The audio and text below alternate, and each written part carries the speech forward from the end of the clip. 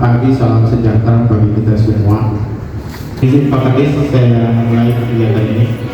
Kelompok di lapangan saja terjadi, kadang masyarakat tidak tahu dia kelompok apa. Ini salahnya siapa? Ini salah kita semua juga. Kenapa? Kita kan ada wilayah pembagian masing-masing kelompok, masing-masing petugas. Apa namanya? Wilayah apa? WKPP ya?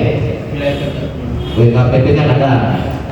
Jadi mungkin pada kesempatan ini saya harapkan teman-teman tolong perhatikan WKPP-nya.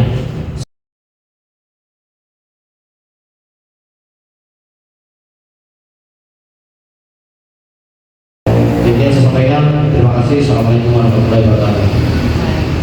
Saya persilakan.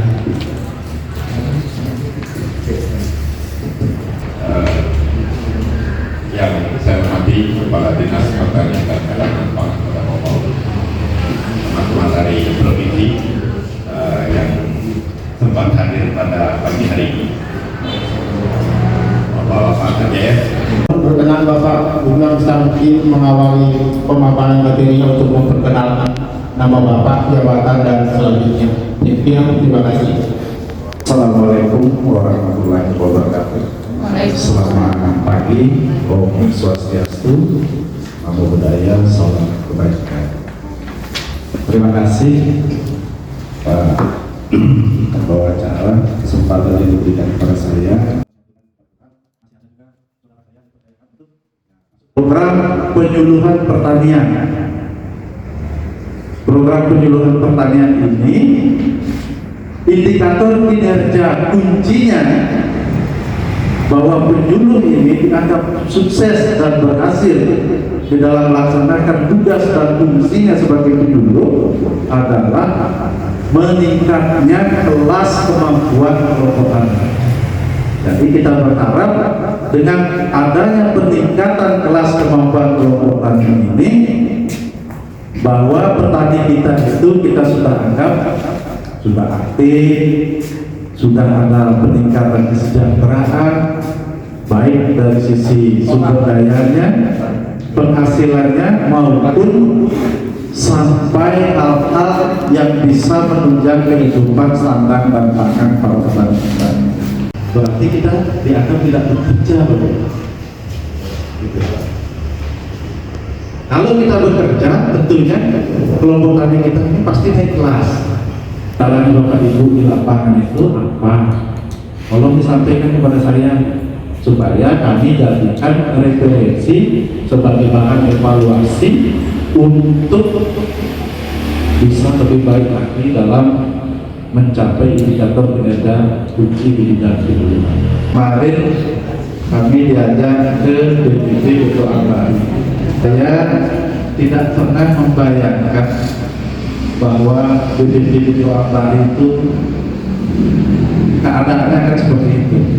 Di bayangan saya, awalnya saya diajak ke sana itu melewati gunung-gunung yang naik yang penuh dengan ketandusan itu, makanya saya berpikir bahwa saya berbuat apa ini?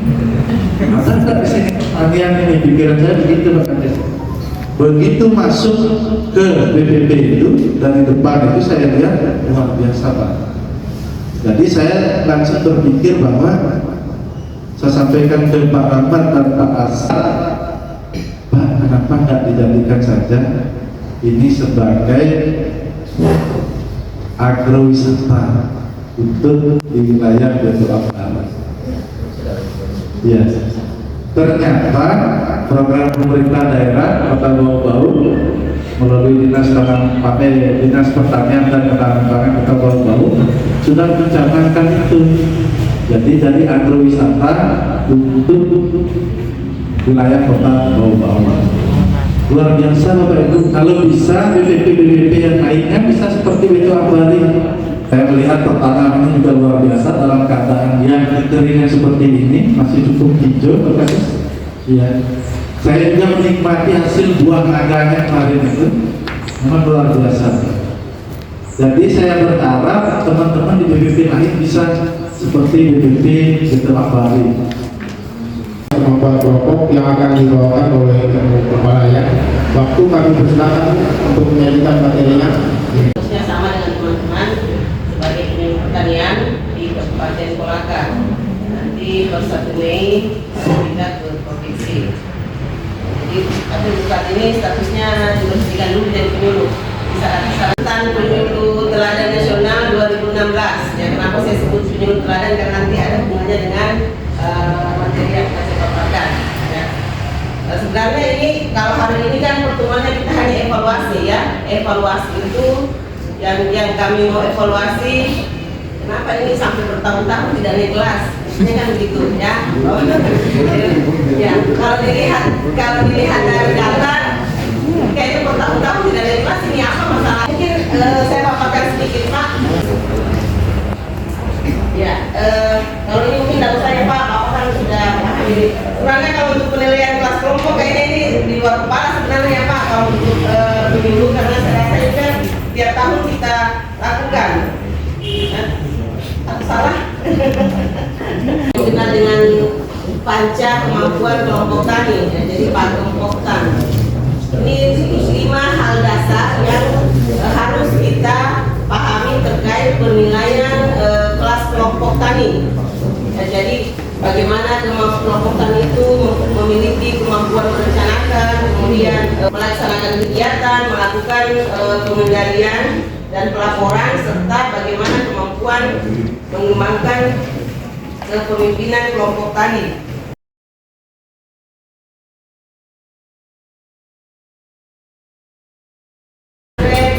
Kemampuan mengorganisasikan, dan ini yang banyak ya, yang banyak kendala yang terjadi nih. Bagaimana Kemudian di sana itu memang ada untuk berikut persamaan teknologi, walaupun air itu dia kemudian untuk selanjutnya terkait dengan kegiatan kelompok. Yang pertama saya kira kembali yang menyampaikan tadi, yang pertama terkait administrasi tadi. Administrasi ini kan dulu karena memang kita rapatkan di BPD itu dengan Pak Sugianto terkait kelas kemampuan kelompok, dan kita tanggapi pada saat itu umum berkenaan dengan perubahan. Ada perubahan, ada yang lama dan ada yang terbarukan. Kita juga menunggu informasi yang terbaru, sampai saat ini belum ada. Kami hanya waktu itu ada aturan kalau tidak membuat 2017 tahun salah ini, itu semua kelompok membuat RDKK, panggil kita, bimbing kita bikin RDKK. Karena ternyata kalau di toko Kartani minta mana RDKK-nya, mana kelompok, tidak dikasih. Sehingga waktu itu, tapi habis itu dengan adanya aturan kemarin Permentan nomor 410 ya, oh RDKK tidak ada lagi. Jadi pertemuan penyusunan RDKK, bohong kalau teman-teman tidak ada. Dulu kita bulan 1, bulan 2, bahkan kalau Ibu Sina sampai disebut Surabaya itu yang paling mudik. Kita bulan 2 pasti menyusun RDKK. Tapi begitu perlakunya Pak P nomor 10, kita kapan mau bikin RDKK? Nah itu akhirnya menunggu dan akhirnya terpaksa kita jawab. Bagaimana Pak Suroto? Nah itu tahun lalu saja. Itu satu, kaitannya dengan perencanaan. Sehingga itulah tadi, kalau tadi disalahkan petani, saya menyalahkan pribadi penyuluh. Penyuluh itu sekarang untuk melaksanakan tugas dengan baik dan benar saja masih agak sulit. Sehingga saya salut Ibu Popa kesini, mungkin sekali waktu kita puja-puja materi dengan teman-teman, memotivasi bagaimana itu tugas baik dan benar. Gimana?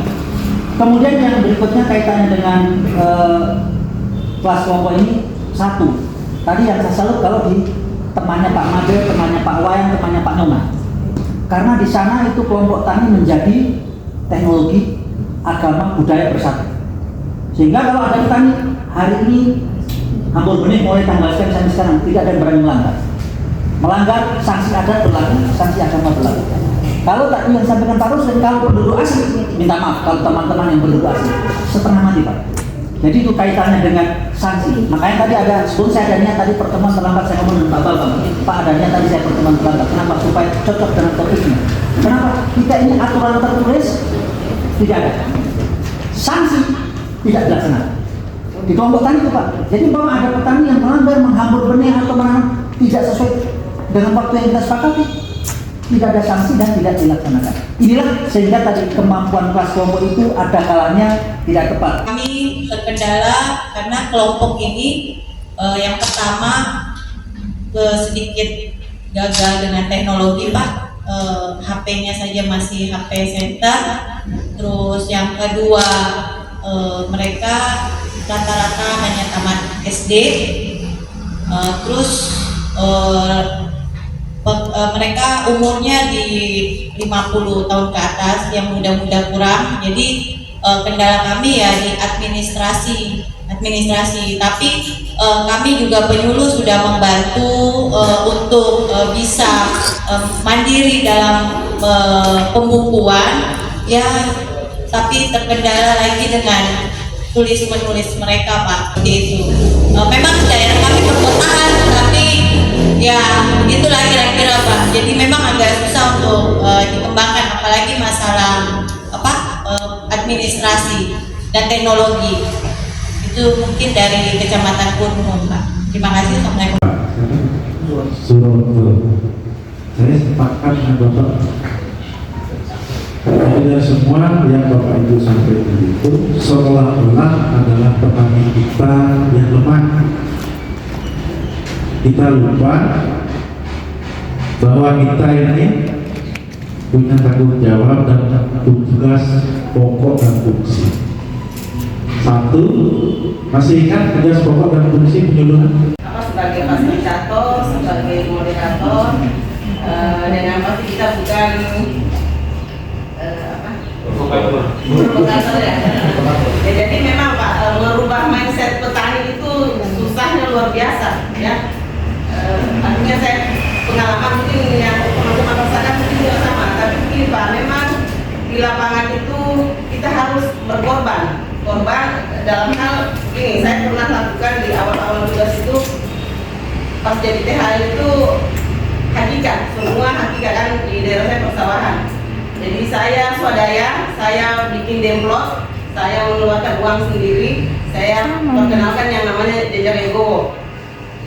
Mereka tadinya tidak mau Pak, karena dia bilang ini rugi nih, banyak kosong, banyak apa gitu. Pokoknya 1001 macam masalahnya, dia tidak mau. Tapi setelah saya lakukan itu, saya tidak panjang lebar nih Pak, mau menjelaskan lagi bagaimana apa itu jarum. Mereka langsung lihat hasilnya, sudah. Besok-besoknya Bu, kita mau jarum, terserah. Artinya memang Pak, merubah mindset itu susah sekali ya, apalagi tadi katanya petaninya hanya tamat SD. Kalau tamat SD saya ada yang tidak sekolah malah.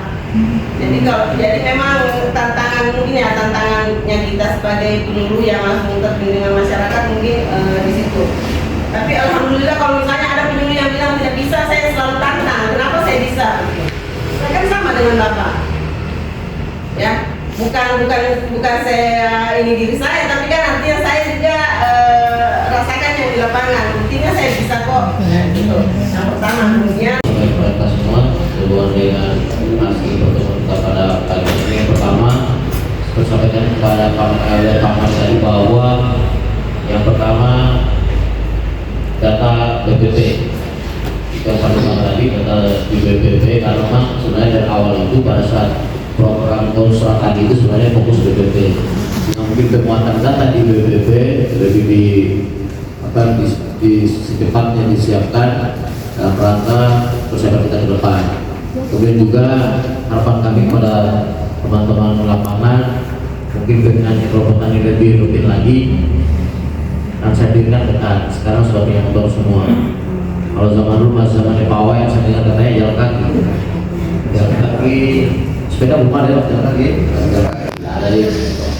Jadi sekarang mungkin kita lebih ke lapangan lagi, untuk lebih menguatkan itu agar supaya kita bisa memahami masing-masing wilayah, bisa memahami wilayahnya, mengetahui jumlah kelompoknya, proses kelompoknya, kemudian budidaya apa yang ada di dalam, semua bisa tercatat dengan baik, sehingga nanti kita bisa melihat berapa kemampuan kita di lapangan, misalnya lokasi kita yang ada, masih berapa lahan kita yang masih bisa kita manfaatkan dalam rangka kegiatan.